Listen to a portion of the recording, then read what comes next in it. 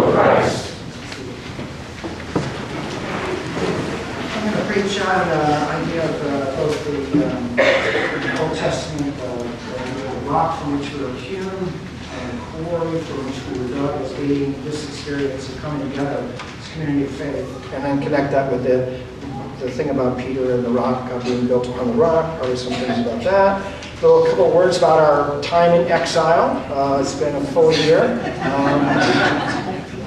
Intern Kyle, his very first Sunday was when he was started, other than sitting in the pews, the very first Sunday was the one when we processed out of the sanctuary into here. And if we get in on the 10th, that'll be intern Molly's very first Sunday with us. So I'm going to fly intern Kyle down, though, if the organ gets in by then, we do the celebration of Reformation. As soon as that happens, I've got a flight for him. We'll bring him back. And he deserves it.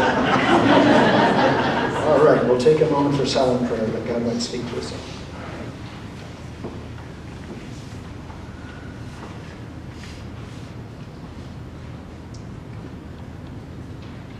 In Jesus' name, amen.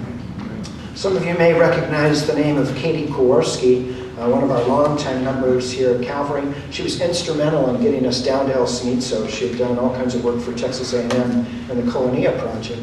And then maybe you don't know this, that about a year ago, I think a year and a half ago, she woke up in the morning and vision was kind of blurry. By the afternoon, she was totally without sight. She was blind. And it was a very rare neurological thing that nothing they could do about it. So she's been blind ever since.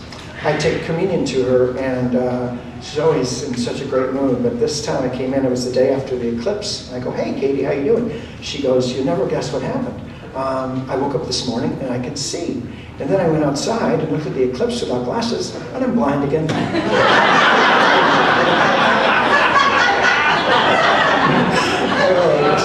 You had me going. I will, I think, always remember this about her, though, that the week after she had that spontaneous blindness, she said to me as I was visiting with her, "Well, God used me when I could see. God will find a use for me when I'm blind." That kind of faith doesn't exist in a vacuum. That's a lifelong commitment to following Jesus Christ. It's a lifelong commitment to gathering together with other people of faith for encouragement. That's a lifelong commitment to the rock from which she was hewn, the quarry from which she was dug. That's what we're about in this place. Karen Laced made a comment after my 8 o'clock service that this is the rock from which this is the quarry. This was the first sanctuary. It is the quarry from which this congregation was dug and continues now to live into the foundation of being the friendly church serving Christ and community, which is now expressed by God's heart, human hands. At the 8 o'clock service, I hope you don't feel badly about this, but I actually kind of feel badly about it right now. The opening hymn was "The Church is One Foundation." Oh my gosh, one of my favorite hymns, and I didn't have to look at it at all. I had it memorized, obviously, but over the years of singing that hymn again and again. And then I was sitting at the back door next to Mary Dackler, and we're singing "Take My Life That I May Be," the old-fashioned version, and she was going to hand me the book. I said, "Oh, and I got this one memorized too." Before I could read, I knew the liturgy by heart. I remember sitting in pews, my legs swinging because they didn't touch the floor. That was the rock from which I was hewn, the quarry from which I was dug. And it's thankful to Christian parents who made sure we were there every single Sunday. My dad had a unique way of teaching. Now, remember, I was born in the 50s, so this is like, it's just the way parents maybe were back then. The way he taught us law and gospel on a Sunday morning: if you were good, you got a lifesaver. If you were bad, you got a spanking. Law and gospel. Lesson I learned well. You know what the learning of the faith is about? It's about when you lose your sight, that you still hold on to hope. You you still find a way to be useful. But more than that, it's like the multiple experiences I've had with an older person who no longer recognizes family members, who's forgetful from one minute to the next. And yet when we sit down to do the Lord's Prayer, they know it by heart. It's about putting those things into your very being so they're always present with you no matter what happens, no matter where you go. This Old Testament text from Isaiah is about the return of the captives from Babylon back into the Holy Land. Now, the thing is that they were promised it was going to be a day of rejoicing. The wilderness would bloom with the crocus, and there wouldn't be a haunt where the jackals lay, and everything would be wonderful, and they'd return unto Zion with singing. Everlasting joy would be upon their heads. When they got back, it looked a lot like Syria looks now. All the walls were taken down. The temple was in ruins. The land didn't produce any food. They were in desperate straits. And so what God did for them was remind them of how God had been faithful in the past so that they might hang on in the present and look to the future. That's the way of faith.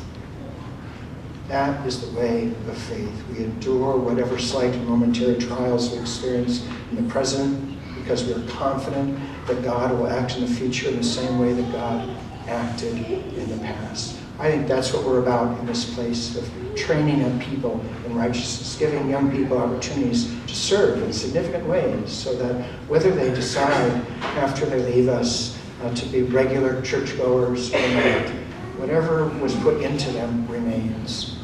I told this story, I just thought about it actually this morning, about my godson. One of my godsons, his name's Joseph Phillip, lives in Toledo, Ohio, or actually a little town outside Toledo.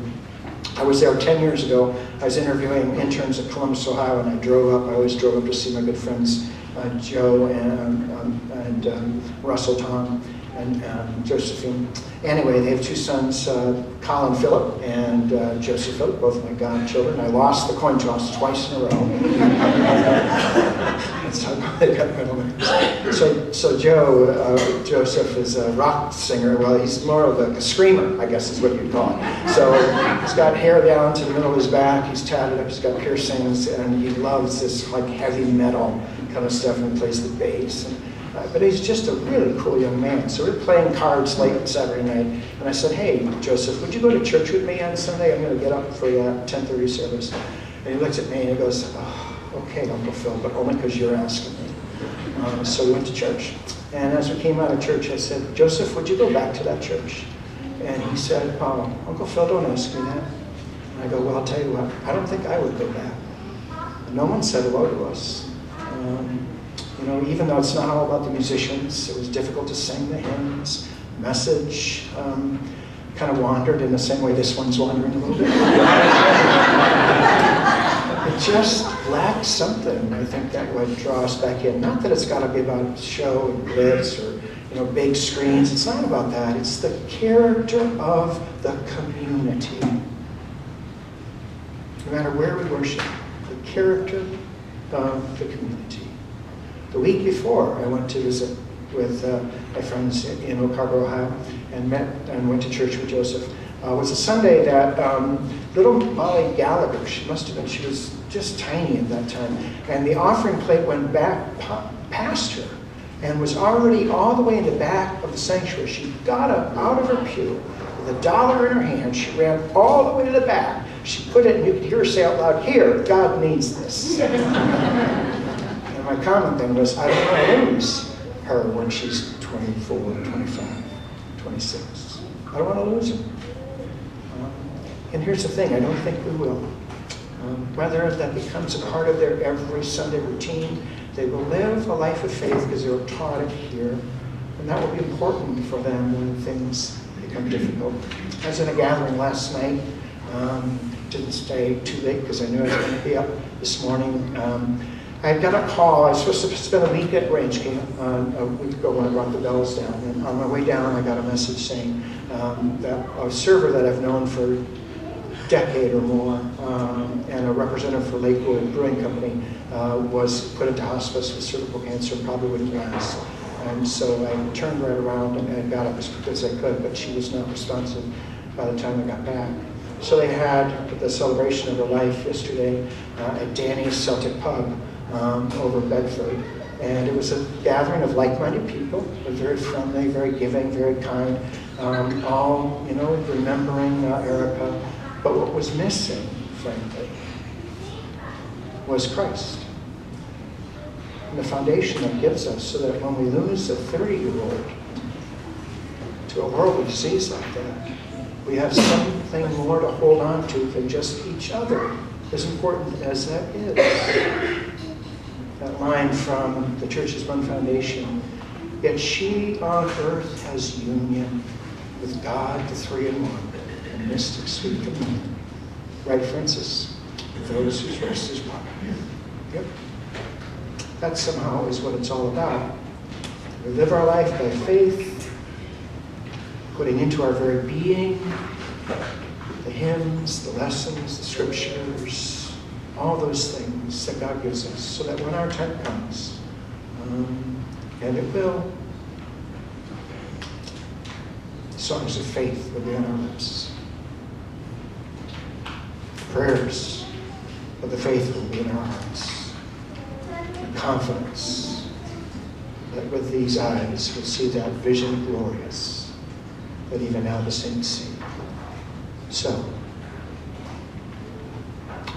the rock from which we were hewn, the quarry from which we were dug, is the Church of Jesus Christ that meets in this place and makes a difference in this world of being God's heart through these hands. To that God be all glory, honor, and praise now and always.